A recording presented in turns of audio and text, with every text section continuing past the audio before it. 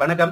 நம்ம மூளை பற்றின விஷயங்கள் ஒவ்வொன்றா பார்த்துட்டு வந்துருக்கோம். அதனுடைய பாகங்கள், அதனுடைய ஃபங்ஷன்ஸ் எப்படி செயல்படுது அப்படின்றது ஏற்கனவே நம்ம செரிபிரத்துல இருக்கிற உள்பகுதியில இருக்கிற ஒவ்வொரு விஷயமா பார்த்துட்டு வந்துட்டு இருக்கிறோம். ஹிப்போகாம்பஸ் பத்தி பார்த்துட்டு இருந்தோம். அந்த சிங்குலர் கைரஸ் அதை பத்தி பார்த்துட்டு இருந்தோம். பேசல் கேங்லியா லாஸ்ட் வீடியோல பார்த்துருந்தோம். இன்னைக்கு வந்து தலாமஸ் அந்த விஷயம் என்ன அப்படின்றத பத்தி பார்க்கலாம்னு இருக்கிறோம். ஸோ தலாமஸ் எங்க இருக்குன்னா பிரெயினோட almost centre of the brain சொல்லலாம். அந்த இடத்துல இருக்கு.